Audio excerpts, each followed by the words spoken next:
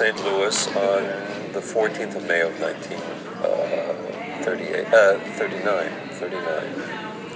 And of course, it was a beautiful ship. I guess I think the ship had been commissioned less than 10 years before that, so it was a new ship. It was a cruise ship. It was very nice. I remember the dining room. It was a large dining room. On the 27th of May, I remember it because it was my mother's 34th birthday, the 27th. But there had been, there was some disquiet among some of the passengers.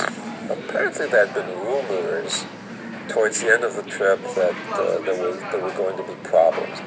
Don't ask me how those rumors started or why they started. I have no idea. But there was a certain disquiet, and of course, children feel this. And I realized we started sailing out of Havana Harbor. I don't know if you can imagine what people felt. I mean, here we were. We had left Germany where it was so terrible, and here we were, a few hundred feet away from safety, and we weren't being allowed to land there. Well, there was the mood on the ship was horrible, and people did threaten to commit suicide, and so the captain apparently told this committee, the passengers, that what he would do was not sail directly back to back to Hamburg, but that he would sail along the coast of Florida, and while more negotiations were going on with Cuba, so that maybe Cuba would change its mind, and we could just go back there, and also that we could make representations by telegram and so on, and to the United States government, as well as other governments in the Western Hemisphere.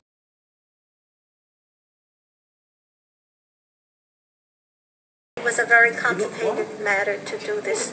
First of all, the American consulates had been instructed, as we now know, not to make it too easy for Jews to enter the United States. And since the German quota for immigration into the States at that time was 25,000 per year, 25,000 people per year. And the government made no allowances, borrowing from other quotas. That was it. And we now also have found out that those quotas were never even filled, even though at that time we didn't know it. There was such an onslaught for requests that then the consulates issued numbers. First come, first served numbers, like in a delicatessen store. This was never an official announcement. It spread over Germany by word of mouth. It had a fairly low number. I have the documentation.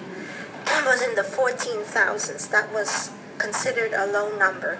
By the time her sister was able to get to a consulate and get a number, they were in the 70,000s. And that was like a condemnation to death.